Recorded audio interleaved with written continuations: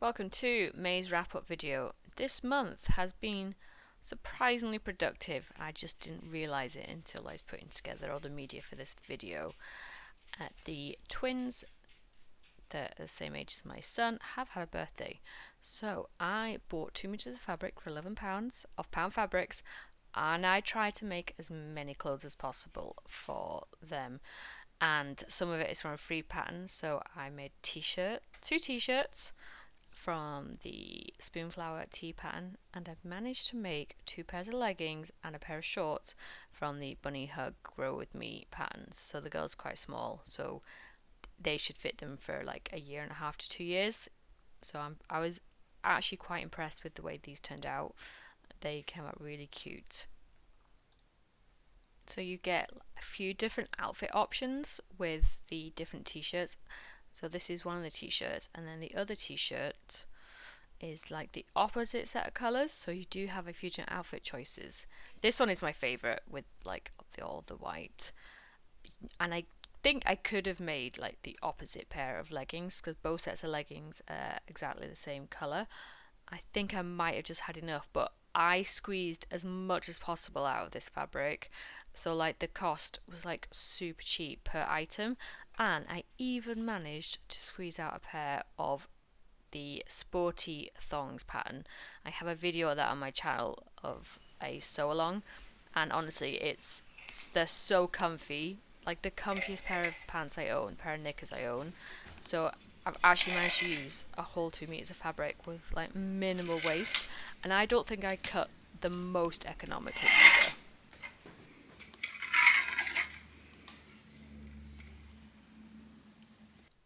I also managed to make a couple of new t-shirts for my son because he's grown out of all his other ones, which that happens for kids, right? Same pattern by Spoonflower. In my ever ongoing quest to reduce my scrap fabric pile, I made another pair of the Erinus bike shorts, and this time I added in a pocket, which is a fantastic addition for my phone. Absolutely love it. So that's another bit of scrap jersey cotton reduced, and these are something that I do wear on the daily, really, because they're so freaking comfy. Like, you need a pair of these in your life. I also got around to finishing the Butterick 6051 dress, and it is giving me all the feels. It is swirly and swishy, and it's pretty. I love the v-neck, and it came out like perfect, and I really want to make more of these. There's not many items that I look at and go, I love this dress. The hemming is a wee bit questionable, but that's on me. I really enjoyed the pattern, and yeah, I just have all the feels for this dress for sure. I also got around to finishing the Seguro top by the Friday Pattern Company. I didn't make the matching trousers because I already had a trouser pattern, which is the K6517 by New Look. So I thought I may as well cut that out and save myself some paper and printing, etc. I thought I'd show you a few of the ways that I've styled it. It's so comfy because it's made out of double gauze. I did sew up the front of the Seguro top for modesty's sake and purposes, but when I tell you it's the comfiest thing that I own at the moment, and even though I've never been a fan of the whole crop look, it's always put me a wee bit out of my comfort zone. The arms on this are fabulous, and I like wear high-waisted shorts and skirts, so it's a good mixer to have in your wardrobe to mix with other pieces if you've got a similar palette, a similar colour scheme, which is what I'm slowly working towards right now. But yeah, I definitely want to make more of the tops, and the trousers I'm not a huge fan of. I think I'd prefer more inseam pockets and an elasticated waistband with drawstrings, but that's a really easy fix, and I've got a little bit of spare fabric left over to do that as well.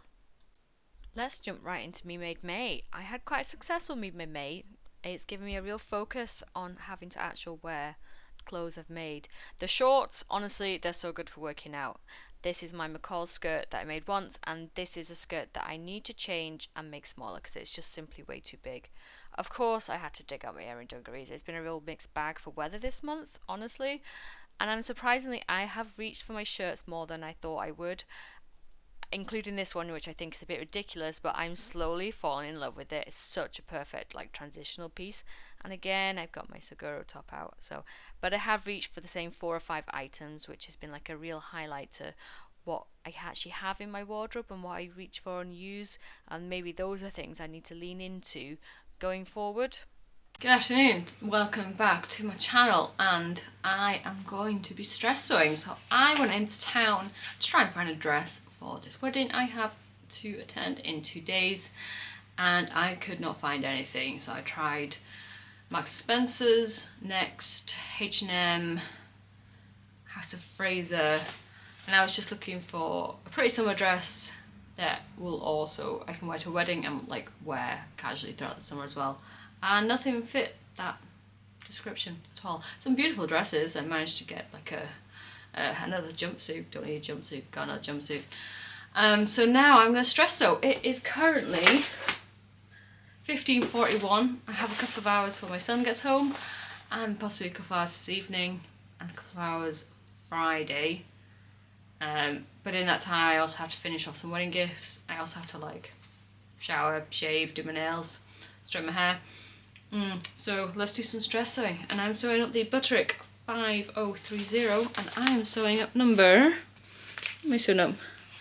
Let us see, I did Tuk Tuk poll, and this one came out as a winner. So I like the sleeves, I like the V-neck cut, and let's see the stress sew.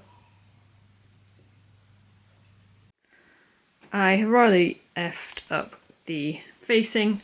This is a plain look linen viscose, so it's stretchy, and then half of this is interfaced, which makes it not stretchy, and it's just really messed up. So the curve at the back didn't curve nicely, so it's just all wrong. There's holes in it.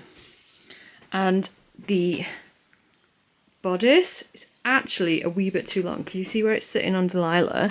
I would like it sat a wee bit further up, but then that makes the bust gape. So I think I need to take out like an inch here, which obviously makes the skirt longer. I just think I'm just going to cut the interfacing off with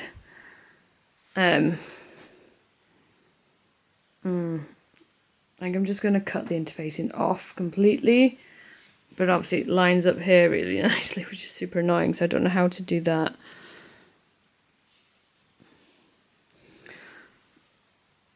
And then add just some bias binding all the way around instead, because it's just not great, but it's quite pretty.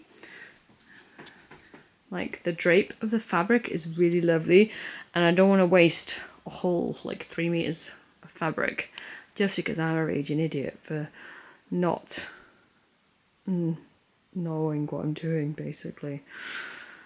So I don't have a dress to wear tomorrow, but I have managed to dig out one of my old dresses that I wear to every wedding, and honestly I can just fit in it. If I don't breathe too hard, it's okay. And I think with a little shawl on, I can get my husband to sort of undo the zip a bit at the back so I can breathe a little bit later on. So I've decided not to wear the dress because it's far from perfect and I want to look pretty, so I'm going with the ready-made dress. But I do think I can make the dress work, but I thought I'd show you the passport covers that I'm making. So this is one of the designs, and then it is hopefully going to come out beautiful, because this is a one-shot attempt, right, because I've already stitched it. And it's Friday night and the wedding's tomorrow morning, so I'll show you when it comes out. It's come out so beautiful. I really love it. How cute is that? Oh, shite. I mean, it's not perfectly lined up, right? And possibly the border was a mistake. Can you tell I have no eye for design? If you've watched any of my videos, you'll be like, dude, you're so rubbish at attention to detail and eye for design. But that is me. I have no sense of style, right? I like it. I think it's cute, but I can see the flaws in it. And this is the second one. So they both like walking and hockey. One person likes horses, and the other interest I managed to dig up was Rocket League. So there you go, Nathan and Ellie, if you watch this. Sorry. So his and hers. I don't know if I should put their wedding date on. If they want it on, they can ask, but I do think I'm going to put my maker's mark on the back. So, no, I'm going to stop faffing and get it done. I need to get ready for tomorrow. I need to do my nails. So yeah, these have worked out relatively well, unlike the horrific dress that I've tried to make. So there you go.